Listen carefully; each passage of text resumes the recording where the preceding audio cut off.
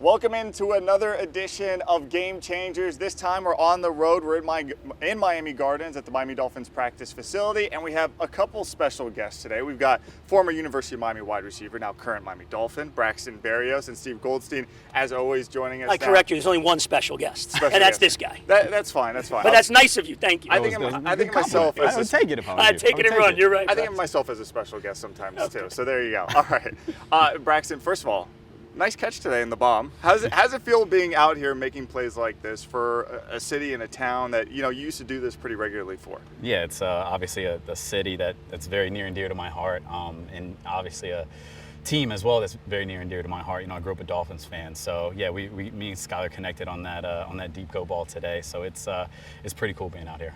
How cool is it now being a Dolphin, being back, and now actually on the field with this team? Yeah, no, it really is a dream come true, and it's the NFL's a career, right? It's a business, and then when you get to cross over and go to the team that you cheered for, your entire life, it becomes a lot. There's a little nuance to it where it's a little bit more fun than just any other place. You come in here, obviously Tyreek Hill, Jalen Waddle, two of the best around. Absolutely. How do you look at your role?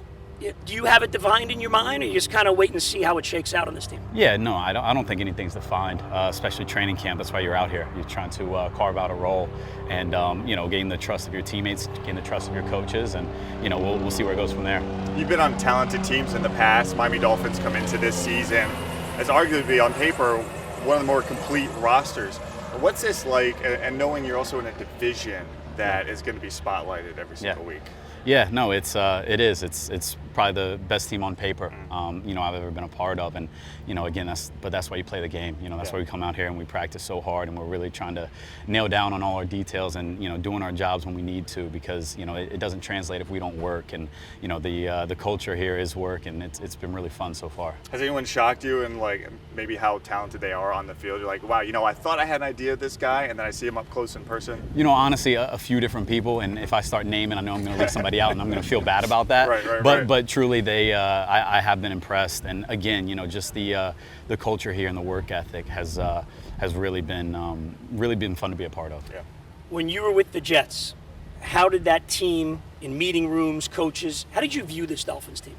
They're a hard team to beat. Every week they were going to come ready. They're a very sound, very fundamental team, and they had a lot of stars. They had a lot of playmakers and game changers, and so now to obviously be here and try to be one of those is exciting. Scouting report on Mike White. What can we expect? He's a dog. By the way, did you know the name of this show? Yes, thank you for catching that. Is Game Changers? Yes. Like you said, Game Changers. That's the name of the show. See, I didn't. It came. He said it though. He did say it to start. Oh, so you knew? It was subconscious, I guess. So I say if the football thing doesn't work out, you're in. There we go. Thank you. Maybe his job. We're cutting the promo. You want this? No. Well, you can't do what he does. You can't return kicks like he does. I think they'd notice if I'm back there. Probably. Returning kicks. Braxton Berrios, this was a lot of fun. Thank you for joining us. I'm sure Goldie will be calling some of your touchdowns here in the preseason, being the play-by-play guy. We look forward to covering you all year. Thanks. Yeah, let's do it. All right, Game Changers. More to come next.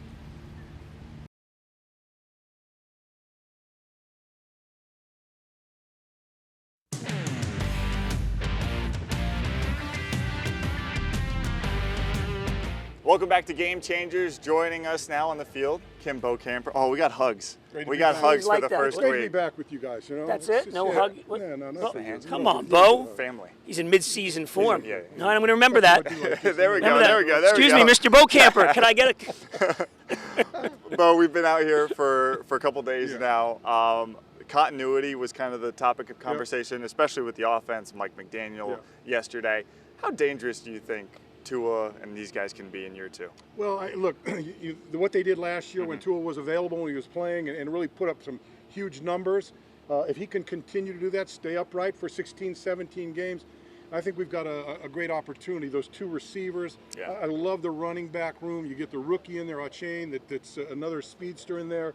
I love you get the defensive coordinator in Vic Fangio that I think is going to do wonders with the pieces that he's got on that defense. Yeah. And you know what? Coming out the first day, I saw a team that was excited. They were happy to be here. They wanted to get to work. And I think they feel that they really have something special going on right here, right now, Goldie. Yeah, the vibe was pretty confident. Yep. It wasn't, just listening to them talk, and even the way they carried themselves. It's now year 2, so you're not wondering, players aren't wondering about the coach and the system and the language, which is what Mike McDaniel talked about with the quarterbacks. But they seem like a team, and again, none of it matters till they get on the field in LA against the Chargers in September. But they seem like a team now, guys, that doesn't hope to make the playoffs. Yeah. They expect to make the playoffs. Now it's about winning in the playoffs. In the first day, Mike McDaniel talked, and he talked about how stuff that he learned last year, his first year as a head coach, he's been able to kind of put that into perspective, get it where he wants, and do the things he wants to do. So he's ahead of the game. Right. And I think, look, you got the same language, you got a lot of the same coaches, you've got a lot of the same players. Very little player movement in this year. I mean, there's a lot, but when it comes to the core players, basically it's your whole unit's back, and they're healthy. I think there's a lot of reason for fans in South Florida to be optimistic about the football team, no matter what's going on in New York and what's going on in Buffalo and what's going on in New England. I'm glad you mentioned that, because Tua said yesterday that they're not having to strain to learn new things. They've got that. Now they can put that effort and that focus on other things, and that's where the team can get better. Look, we saw a lot of times last year. We saw where they couldn't get the play in because the language is long. Playoffs, and then he's looking, bring it in. I think that's going to be a thing of the past now. Right. They'll probably boil it down a little bit and put it more into a frame that Tua can work with a little more efficiently. Let me ask you both this question. This is the best Dolphins roster since when? Well, since your guys were trolling around. I would say Shula, 83, 84 when Marino I mean, came it probably in. is. You're going 30 years. Go to 2 guys, Super Bowls right? in 3 years. I think that was a pretty good team, and I'd like to see this team go to a couple one more. Super Bowl before. I mean, comparable in the Well, I'm still on this side of the grass. Let's just put it that way. comparable in the early '90s, maybe, Yes, very maybe much not so. as, but I go. think when you go from 1971 through about 1990, that was kind of like the heyday. And it's been a long time since we've been in that situation. And you got guys in their prime. Remember in Coach Shula's last year, loaded up with a lot of veterans, but they were guys from other teams that had already performed with other teams that you were hoping still had a little bit left. There were guys that came here, they were veterans, and they wanted to rest more than play. Right. Now we got young guys that are just getting into their own, that want to be stars in this league, and that means something. So you mentioned the expectations, you mentioned the roster. So where would the disappointment in this team lie? Is it not making the playoffs? Assuming everyone's healthy, is it not winning a playoff game? Is just making the playoffs enough for them? Well, look, as I said, the AFC is probably the toughest division in all of football right now with the quarterbacks are there. But the Dolphins are outfitted to be able to play in that arena. I think they just go out, they play their game, they do what they do. And look, the one thing that's always an equalizer in the NFL, injuries. Yes. That's why I never look at the schedule and see what it's going to be like, because quarterback goes down one week and that team's completely different the next week. So, but I think this team is built to challenge those two teams, Buffalo and New York, in a big way. I think all things being equal, it's that next step. It's winning a playoff game. No doubt. And you've got to get to that. And I don't look. There's questions in Buffalo. They lose the coordinator. There's still questions on the offensive line. The Dolphins beat them. A couple good defensive players. They lost too. And they beat them once. Yes. And I hate to say it because probably should have beaten them 3 times. Yeah. I mean, the Dolphins, they had them up there. They had that game, that last one, the regular season. I like the matchup with the Jets. I know New England's now got Bill O'Brien, so Belichick actually has an offensive coordinator. What a novel idea that is. Yeah, but he doesn't have a quarterback. But he's got Mac Jones, right. who, by the way, got picked off on the first play that he threw in training camp. He was intended for Mike Gesicki. But I like the matchups in the head-to-head games that they're going to play this year. This is such a cool feeling. We've all been doing this a long time, coming into a camp. I know we're just in the early days, but to have this much optimism around a football team around here in these parts is really cool to see. So we'll hopefully that continues as camp goes on. Hopefully everyone stays healthy. Guys, a lot more to talk about. We're not done on game changers. Good. Don't let him go yet. He's getting big money. So, I know. he's gotta No, stick we're around. going to get every penny out of him. We'll be right back.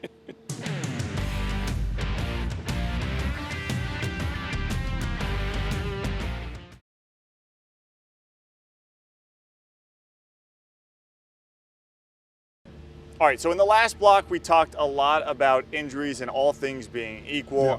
Out here at practice this week, we did see Jalen Ramsey go down with what looked like a knee injury. Bo, we don't know how bad it could be, but do you at least like the depth of this cornerback unit as opposed to where they were last year, where they were in a lot of trouble?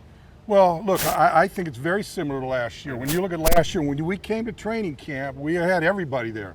You had Brandon Jones there. You thought Byron Jones was going to be here. You had X. You had Holland. You had all these guys. And about 3 weeks in, that thing had gone to pieces. Right. So, you know, we've got a lot of secondary. To me, I'm of the belief, like a lot of these GMs, more cornerbacks. You can't have enough cornerbacks on your team. Some are going to get hurt. They're going to need soft tissue injuries. You're going to need some guys to back up. And we've got guys that played a lot last year that are going to come in and help this year. And going in, when you look at it, boy, you say, man, this is a secondary, maybe one of the best 2 or 3 secondaries in the league. Well, let's see if they can stay healthy till we get to the season. I'll be curious to see now with, you always want to be cautious in the preseason anyway. Then a guy that you're counting on tweaks anything, and he sneezes the wrong way, you may end up sitting out. So now we get a look at Cam Smith, that first draft pick. And, some people when they drafted a corner, remember everybody thought tight end, your position of need. Chris Greer goes for the guy he thinks is the best player. And suddenly that best player, at least during training camp, may get a few more looks. And I think that's a positive. These guys out here working with Sam Madison, who obviously is so accomplished as a coach and a player. And X was out there talking to Smith over there on the sideline. This kid's got a lot of good people around him. Yeah, the other thing is, you look at the guys back there that have gotten all the experience and moving on with them. So I think it's, I'm very happy with where they are. Now you get the situation with Jalen Ramsey going down, to get tweaks his knee. The day before, you got Jalen Phillips goes down. He didn't do much the second day, and I think we're looking at this and looking at Jalen getting carted off and going, well, what happens from here? Well, I know one thing: they're going to be ultra conservative when it comes to getting him back on the field. They're going to do everything they can until he's absolutely ready. They might see him on the practice field for another 4 or 5 days or a week. Who knows? Right, and there's precedence with this too, because we see Teron Armstead out here working. We know what Teron Armstead is. But we know he needs to be healthy. Like, there's no need to rush some of these guys, especially the vets. Jalen Ramsey, top 5 corner in the league, if not the top 1 in the league. So obviously, there's a lot to live up to with the expectations. You don't want to squash those before you even get to your first preseason game. You want to go. Look, the goal for every football team is to be 100% healthy on week 1. It doesn't happen all the time. Probably rarely happens that the whole team is healthy, but that's certainly what you're going to shoot for. And with this new 3 preseason game, and then you have multiple practices against other teams, I don't think the game itself, the preseason games itself, means that much. So you can get the work as a starter, not on game day, during the practice days, and be ready for opening day. And I think we're going to see a little bit more of that this year. Yeah, we saw that a lot last year with the Finns going up to Tampa. All right, now the real reason Kim Bokamper flew in from California for training camp was not for the Dolphins. He wanted to talk Lionel Messi each and every week. So we're going to get to our soccer talk on the other side of the break. I know you're ready. Love it. Game Change will be right back. Lionel Messi. Love you, man.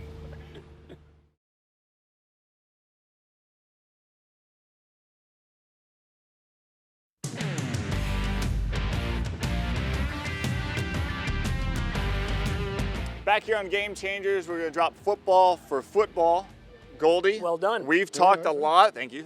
We've talked a lot about Messi the last couple of weeks. Did you expect this much success this soon? This was the big question. Okay, David Beckham tells you, well, there's an adjustment period. Come on, man. This guy is dominating this league. He's the best player in this league. 2 goals and an assist. I mean, it's not even a competitive game. He scores in the 8th minute, the 22nd minute. This is what it takes. Him coming over here was big to start. But now you got to win. It's South Florida. You got to produce. And them going, 4-0 the other night over, was it Atlanta? Yep, it's one of the better teams. That's what you need. They got to rip off all these wins in a row. Bo, does this draw the non-soccer fans into the soccer world now here in the United States? Yeah, I think it does. Look, I saw it back in the old NASL where they brought Pele out and all these other old guys out. But this feels different.